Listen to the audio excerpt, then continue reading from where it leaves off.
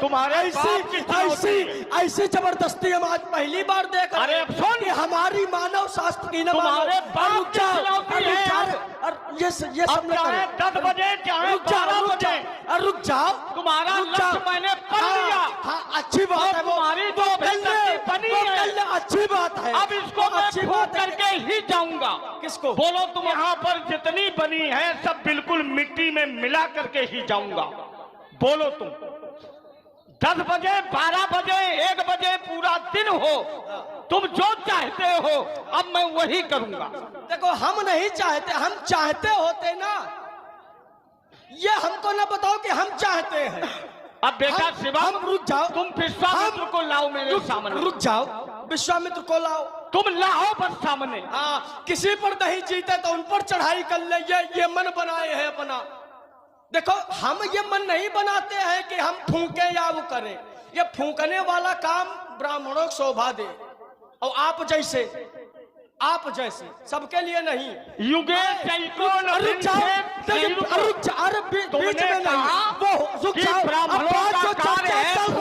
ब्राह्मणों का कार्य नहीं है। अब रुको, ये करे आप जैसे फूंकने की चर्चा आप कर रहे हो। मैं कब आया हूँ? अब फिर देखिए, मैं धरती पर कब आया? फिर युगे चैतो से त्रेताक्षे भगवान हरि जब दग्न सुतो जातो रामो नाम महाबला। 24वां त्रेता चल रहा। कौन सा त्रेता चल रहा है? 24 में। फिर कह रहे कि इसीलिए ये बड़े बड़े बोला करो। ये 24वां त्रेता चल रहा है। 24वां त्रेता चल रहा है। कितने त्रेता बीत गए? राम ने जन्म किस त्रेता में लिया? देखो फिर विचार करो। हम जब कह दिया मैंने 1 बजे बनाने का मन बना लिया। 1 बजे बजाओ, चाहे 4 बजे, चाहे पूरा दिन ही बने रहा, इससे हमें प्रयोजन नहीं। तुम्हें पूरी आज खुली चुनौती है। देखिए इसीलिए हम कह रहे थे कि जो प्रसंग से जुड़े हैं उस प्रसंग से जुड़े रहने तो तुम्हें अपनी बात करनी चाहिए। देखिए त्रेता जो आपने बात कही थी कि ये 24वां त्रेता ना, 4 युग होते हैं। अब समझो, फिर उस विषय को समझो।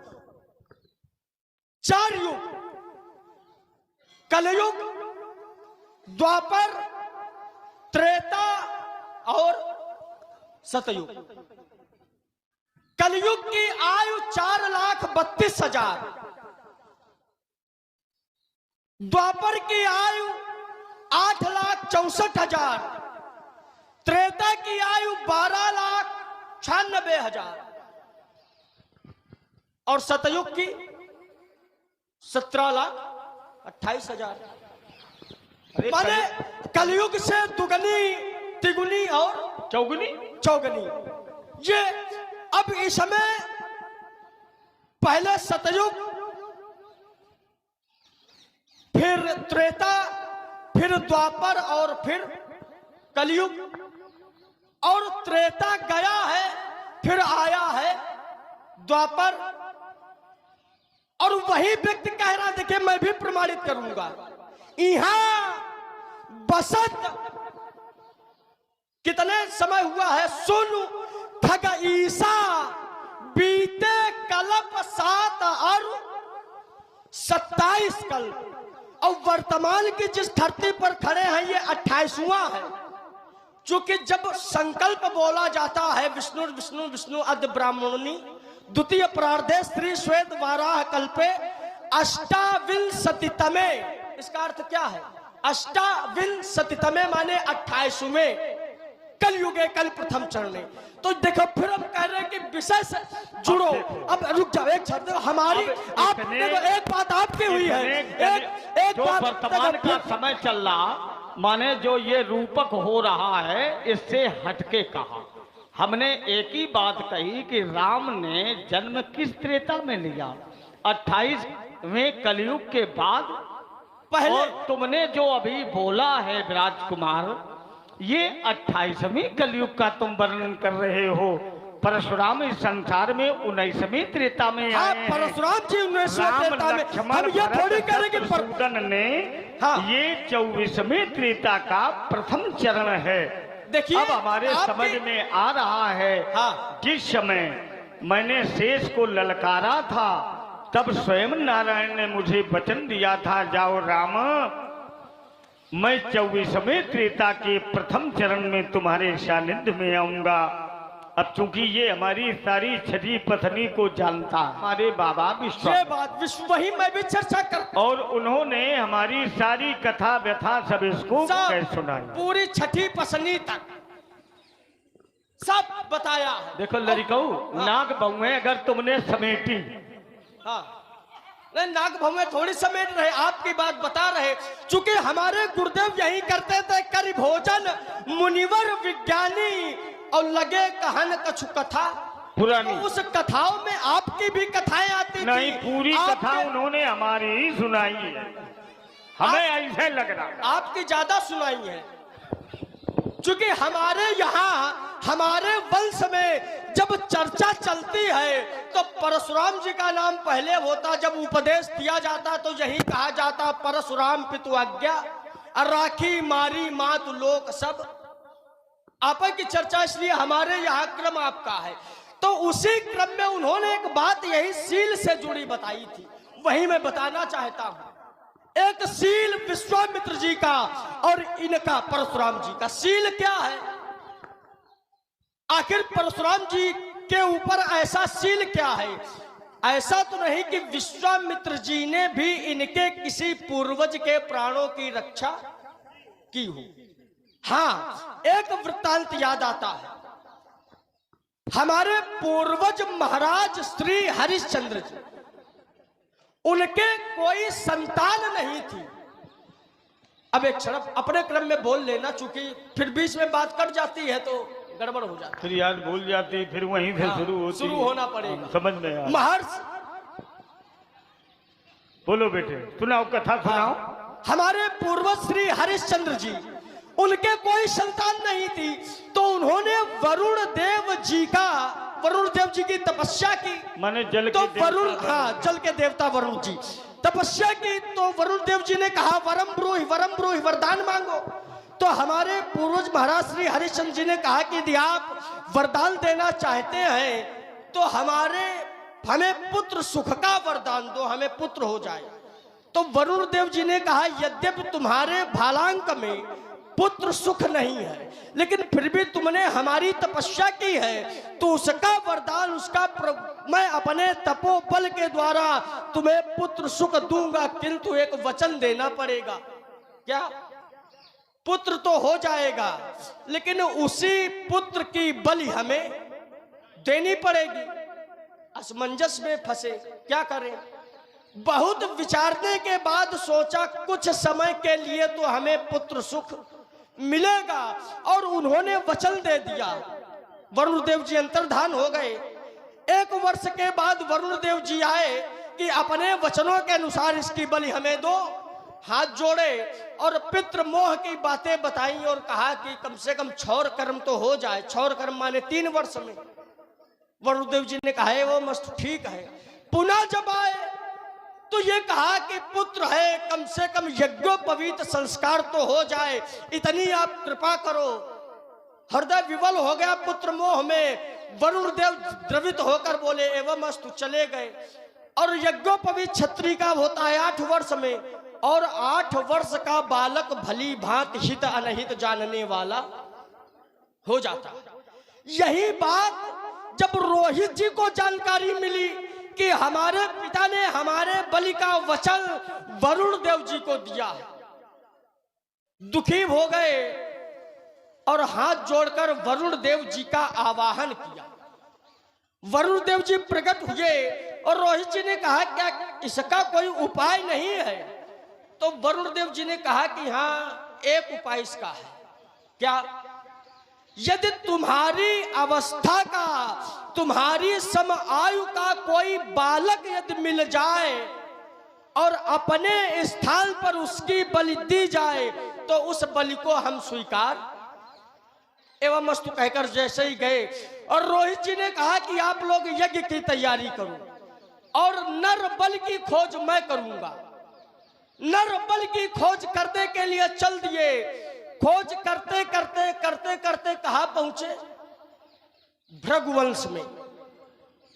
भृगुवंश में एक महात्मा के पास पहुंचे जिनके 3 पुत्र, ब्राह्मण, निर्धनता का जीवन था। और रोहित जी ने कहा यदि तीनों पुत्रों में से किसी एक पुत्र को यदि हमें दे दोगे तो हम इसके बदले इतना धन देंगे कि जीवन में तुम्हें धनोपार्जन करने की आवश्यकता। बात हुई और जैसे ही बात हुई माता पिता ने माना तो रोहित जी ने बड़े पुत्र का हाथ पकड़ा और जैसे चले तो पिता ने रोक दिया, ठहरो। क्या हुआ? पिता ने कहा कि ये जो बड़ा वाला पुत्र है ये मुझे बड़ा प्रिय है, इसको न ले जाओ। तो सुना, रोहित जी ने छोटे पुत्र का हाथ पकड़ा तो माता ने रोक दिया, ठहरो, ये जो छोटा वाला है ये हमें बड़ा प्रिय है। अब बचा कौन? मध्य का पुत्र, जिसका नाम सुना सेब। अब आपके पूर्वज है तो आपसे ज्यादा कौन जानता होगा। और जैसे ही रोहित जी ने सुना सेब का हाथ पकड़ा और चलने के लिए तैयार हुए, इस बार सुना सेब ने कहा, ठहरो। क्या हुआ? सुना सेब जी आगे हाथ जोड़कर खड़े हो गए और कहा, यद्यपि माता पिता के लिए चाहे बड़ा पुत्र हो, चाहे छोटा हो और चाहे मध्य का हो, सब पर अधिकार समान होना चाहिए, पुत्रों पर प्रेम बराबर होना चाहिए। किंतु बड़े पर पिता ने अपना अधिकार जताया और छोटे पर माता ने अपना अधिकार जताया। और यदि मुझे अधिकारों से वंचित कर दिया तो मैं ये श्राप देता हूं, आज के बाद, मृत्यु के बाद होने वाला कोई भी कार्य मध्य का पुत्र नहीं करेगा। और तब से लेकर आज तक वो प्रथा भी जो है समाज में चल रही है। अब वहां से सुना सेब जी को लेकर कहां आए? जहां यज्ञ की तैयारी चल रही थी।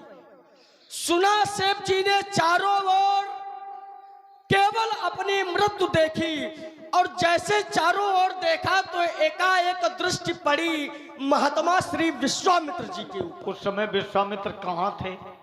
अयोध्या में थे ना, अयोध्या में यज्ञ हो ही नहीं रहा था। लिए जा रहे थे। देखा मार्ग में हमारे मामा का आश्रम, भो मातुला माम रक्षाम कुरु, अरे मामा मेरे प्राणों की रक्षा करो। तो महाराज विश्वामित्र जी भी उसी अपने भागने सुत माने सुना सेब और रोहित के साथ उनकी सेना के साथ चल दिए। और जब वहां पहुंचे तो वरुण देव ने अपनी कथा सुनाई। वरुण देव ने राजा हरिश्चंद्र को श्राप दे दिया था, जाओ तुम्हें जलोधर रोग हो जाए। बिल्कुल। हरिश्चंद्र का इतना उदर बढ़ा, इतना उदर बढ़ा कि पूरी धरती को ढक लिया। जब वहां ये स्थितियां देखी तब उन्होंने वरुण से कहा, भगवान आप चाहते क्या हो? कलम मैं नरबल यज्ञ चाहता हूँ। उन्होंने कहा, मेरे 10,000 वर्ष की तपस्या भी शेष है। अब ये चाहता था कि समय पर मैं अपने इस तप का प्रभाव समाज के कल्याण के लिए समर्पित करूंगा, लेकिन आज भी मैं उसी तपस्या का फल तुम सबके लिए समर्पित कर रहा हूं। और महाराज उन्होंने उसी तप के बल पर श्री फल को उपस्थित किया, प्रकट किया, जिसे आप लोग नारियल के फल समाज में कहते हैं। और तभी से उन्होंने कहा, आज से नरबल यज्ञ नहीं होगी, तुम वरुण देव अपना श्राप वापस लो, ये पुत्र को चिरजीवी बनाओ और मैं इस नारियल के फल की आहुति तुम्हें प्रदान करता। तभी से ये प्रथा चली आ रही है कि जब भी कोई होम होता है, यज्ञ होता है, तो उसमें नारियल के फल की आहुति दी जाती। ये हमारे बाबा विश्वामित्र की देन है। और उस समय हमारे चाचा सुना सेठ ने कहा, हमारे प्राणों की रक्षा हमारे मामा ने की। आज से बीच वाले पुत्र का पूरा अधिकार है कि वो अपने मामा की अंत्येष्टि में सहभागिता का परिचय दे सकता। रहा था तुम्हारी कथा का उद्देश्य, लेकिन बेटा हम तो सबसे छोटे भी हैं, ब्रह्मचारी भी हैं, हम कभी मरने वाले नहीं हैं। हम तो एक नहीं 21 बार घूम घूम हेरी हेरी पितरों का इतना तर्पण किया, इतना तर्पण किया कि नैमिषारण्य की पवित्र धरती पर मैंने है बंसी क्षत्रियों के रक्त से एक नहीं 5 कुआं भर दिए। कितने? 5। जिस समय हमारे पिता ने मुझे पापी कहा, तब मैंने महाराज भगवान शंकर की उपासना की। उसी क्षेत्र में भगवान शिव प्रसन्न हो गए, पुत्र वरदान मांगो। मैंने कहा प्रभु, जब हमारे पिता ने मुझे पापी कहा तो आगे आने वाला ये समाज, ये संतति मुझे क्या नहीं कहेगा। भगवान शंकर समझ गए। उसी समय महाराज वो रक्त जल के रूप में परिवर्तित कर दिया। ये प्रभु की देन रही। और तभी से उन्होंने वरदान दिया कि जो भी हमारे पुत्र राम के इस अजेयता का दर्शन करेगा, अर्थात इस जल का दर्शन करेगा, इस जल में स्नान करेगा, इस जल का इस आचमन करेगा, उसके जन्म जन्मांतर के पाप, ये कथा का सार है। और ये समय तो इसलिए चाहते ये हैं कि अब आनी व्यवहारिया बोली और तुरंत देव मैं थैली खोली।